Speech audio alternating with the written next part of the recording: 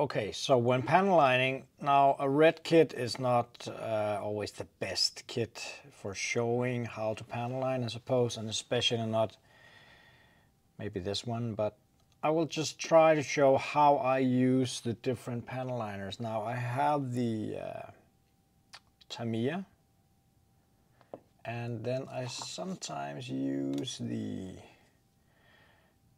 marker here with tip point. Very small tip point. And I have, let's see, I have a whole box of stuff. This one is something I'm very fond of as well, the 301 Gundam marker. This is all black as well. And then I got sent this one from Japan. These guys wanted to have me as a reseller. Actually, the thing with this is that the tip was bent, so it was actually a pretty good panel liner. But the thing is with this kit is that, you know, these panel lines that are kind of here, you know, it's more like creeps or what you call them. They're not that shallow, so but I would normally use the Tamiya, and what I simply just apply it by touching and let it flow. And if there's not enough, I would just tap it again in the beginning and more ink will flow. But for this one, it seemed like it was fine. Now, and you can see there is some residue up here, and that is something I will just remove with the remover. Let's try here. Just let it flow by itself. Just touch it again if there's not enough. And that's very, very simple, and I would actually do it up here as well at these details, because it's kind of hard with the port type one, because the ink there is kind of thicker. So I would just put a dot there. Sorry, because the camera's in front of me, so I have to focus on what I'm doing, just to make sure that it is in focus, so you guys can see what I'm doing. And of course, with stuff like this, you sometimes need kind of steady hands. And remember to remove if there are big drops on this one, because then we will have too much ink, and that's not something we really want. Now, that is more or less how I would do it on this one. Then we have the back side. Now, this might be a bit more fun to show you how the ink actually flows, because if I touch it right here on the cross, it should flow all three ways. And it actually just keeps flowing. If there's enough ink, it will close all the other lines as well. But it seems like I'm just gonna give it a bit more here and a bit more here, and those are closed. So pretty simple, especially if you were thinking about drawing in the lines. This is a lot easier. The same thing goes with the 3 holes or dots up here. Might be difficult to, but the tip on this brush is so small that you can almost do it on anything. So now I messed up myself. Good thing we have some paper over here in our hobby zone setup. These are chemicals, so I don't really like to get it on my skin. So very, very simple, and the method with the pour type is exactly the same. This one seems to me like there's more thickness to it, and it doesn't evaporate just as fast. Now, normally I will coat the kits, so it doesn't really matter, but if you don't coat your kits, these lines could more or less evaporate over time. Now, this one is not dry yet, so as soon as it is dry, I will finish this up. I will show you how to remove all those excess ink dots there will be typically. And then we can see the difference between this shoulder on the Daryl Balde and the other one, which has not been made yet. Now there's a lot of ways to panel line, and I'm not saying that mine is the correct one at all. Actually, there is probably somebody who thinks I'm not doing it the right way, and that is okay, because we all have different ways of doing our model kits. I'm just showing you my way, the simple way. There's one thing to remember regarding this panel liner, because I've actually not tried it with any of the others.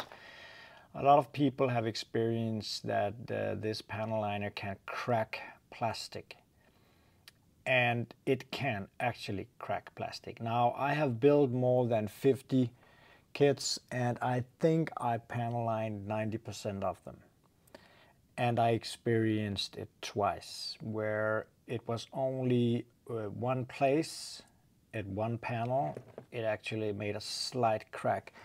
I'm not even sure which kit it was, or else I could have shown you. But for instance, it could have been if you were panel lining up here, there could be a little hair fine crack thingy. When I say hair fine, it's because it's even thinner than a hair. It's just a crack, and the ink, it flows into the crack, and that's kind of annoying because then it becomes visible and it's hard to remove.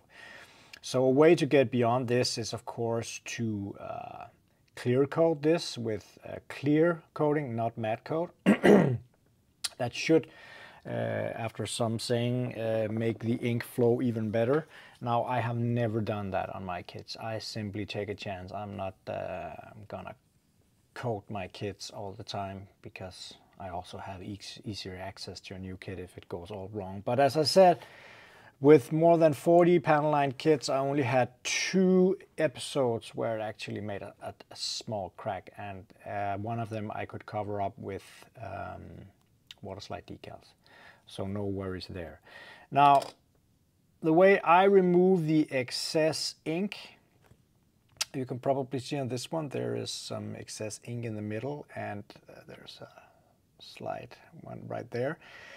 It's just by cotton buds. I am not a man of much patience when I'm building, so I'm not quite sure this is 100% dry. There's not even gone like 20 minutes, but I will try. Now, I have 3 sets of cotton buds, the normal ones, which you would buy in a convenience store that some people use in their ears. And then I have these from Mr. Hobby, which is a lot smaller, and the cotton is a lot tougher and hard, so it's easier to use them without them being all messed up. If you tried it, then you know what I'm talking about. But as you can see here, this is the difference. Let's flip this around. This is the difference to show detailing. Now, I have not cleaned this up yet, but there should be a noticeable difference here in the detailing. It simply just makes all the details pop a lot more, and especially on white kits. So I simply used this. I know people use all kinds of stuff, and it's fine. Everything is fine. If you have something from Warhammer, or you think you can find it cheaper in a convenience store, just use. I just use this because I have it and it's easy. Now I just pump the tip a few times, and let's take that dot right there. I simply just go over it. 1, 2, 3. That's it. It's gone, and the excess remover will simply evaporate. Now, the one in the middle, since it's down here, I can just go not like this, but the other way, because I don't want it to go in and remove the ink. Then we have this one up here.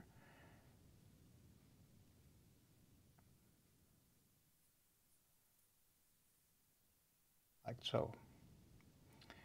And that's just how I do it. I mean, sometimes it can be a bit tough. I know the back side of this will be annoying, because this was actually not very fun to panel line at all, because the creeps here were not that deep, so the ink didn't flow all the way. You can see it didn't flow all the way, and I could have put more ink on, but then it would take longer to dry, so that's something I can do later. But here is where we tipped it with the panel liner, and you just go like this, and it doesn't go in. As long as you don't push it too hard, it doesn't actually go inside the panel line.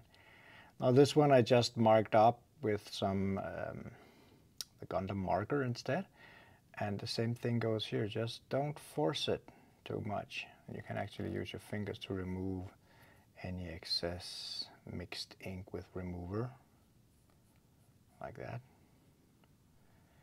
And if it's not all cleaned up, you just keep on doing it. It's a lot prettier than before, actually. So that's how you do it. I mean, this will take some time, because if you really want a nice result on this one, there's a lot to clean up because there was a lot of ink. And since this is the back side of his shields and it's just a high grade, I probably won't be spending hours on cleaning up this one, because the way I'm gonna pose him, it's not gonna be that visible. I always see there we couldn't actually fit the thick one, so you can take the smaller one. Maybe I should have used the pointy one, but to remove that one down there, that's how you do it. It's actually very simple. And you know, if you remove too much, you just do it again, and that's just how it is. This way you can detail your kits up more and actually spend more time on them. If you're just into straight building, that's also perfectly fine. It's just that I like doing this. For me, it's part of the process. And then, of course, now I don't do it much on high grades, also because decals, water slide decals, are hard to come by for high grades. I mainly do master grades, and then after I have panel lined, I always use the water slide decals to make them even more detailed. So I hope you can see the difference here, why you should panel line. And as I said, sometimes with this, where the ink doesn't flow properly, you could probably use, I actually have the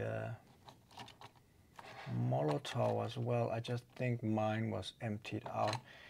I should probably do a new one. I can just test this one. But then you can always use these with the very fine tip and draw your own panel lines here.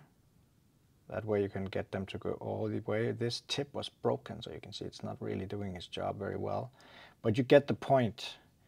That's absolutely a possibility as well. I'm not quite sure what's so broken. But you really need to, see, I messed up there. Oh, we just take the, where did I do it here? It's not easy when holding this with the camera in front of it, but I would probably try to make this with my hands. Like this. I mean, come on. Something like that. You get the point. If there's not enough, what do you call it? If the panel line is not deep enough, the ink will not flow very nice, and that's kind of annoying. Then I would use the tip pens. That's why I have 3 or 4 different ones. Part of the hobby is to solve these problems.